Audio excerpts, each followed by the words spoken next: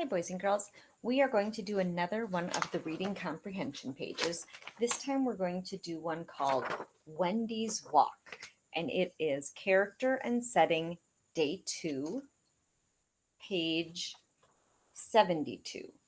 So I need you to get to this page because we're going to go through this one together, and then tomorrow I'll have you start working on some of them more on your own. Wendy's Walk. Wendy was hot and tired and bored. She trudged along behind her brother Bill as they hiked up the steep trail to the cabin at the fire lookout tower.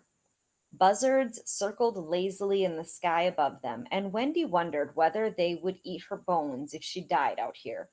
The sun was too hot, the trees and bushes were ugly, and the hike was boring. Almost there, Bill said cheerily. This was his first summer working as a fire spotter at the state park. He would be staying on top of a mountain all summer watching for fires in the forest. He was excited and had not noticed how tired Wendy had become. Finally, Wendy couldn't take another step unless she rested first. She sat in the shade of a tall pine tree and drank lemonade from her canteen. Bill continued on for a few more moments before realizing that Wendy was no longer behind him. Sorry, he said, returning and sitting beside his sister. I forgot your legs are shorter than mine. Wendy stuck her tongue out at her brother, but then quickly smiled when he handed her some dried strawberries and peanuts from his backpack. If you chew on them together, it's like making a peanut butter and jelly sandwich in your mouth, he said. The strawberries and peanuts tasted delicious. Wendy closed her eyes, stretched her arms and legs, and wiggled her toes in her hiking boots. She heard a songbird twittering in a nearby bush and caught the smell of wildflowers. Suddenly, the sun didn't seem so hot, and the trees weren't as ugly anymore. So, we're going to look at the 3 questions. Number 1 says, when and where does the story take place? Now, I am going to circle the words when and where because we have to have 2 parts to our answer. We have to say when it happened and where it happened. Well, I remember in the story it talked about that this was his first summer working as a fire spotter. So I know that the story is happening in the summer. So I'll put down summer for where or when it happened. Now, where did it happen? It said that he was working at the state park.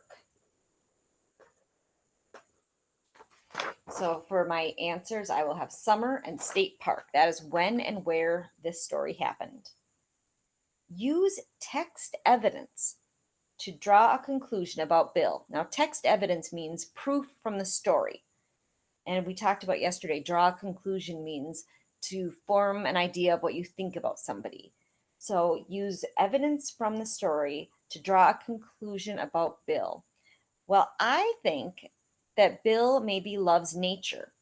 And one of the reasons I think this is because he is going to stay on a mountain all summer just so he can look for forest fires because he wants to take care of the state park.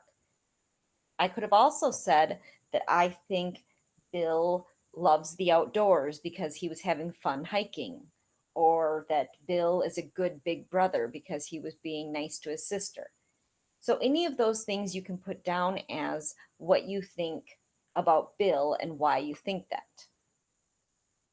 The third question says, how does Wendy's mood change from the start to the end of the story? Why? Well, at the beginning of the story, she was in a pretty bad mood. So I'm going to write bad mood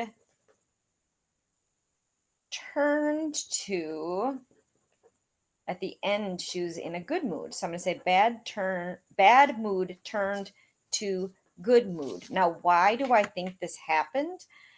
Well, Bill gave her some treats and let her rest. I'll say Bill gave her treats. And then she was having fun on her hike with him again. So go ahead and make sure you get those answers filled in, and we will do the next one tomorrow.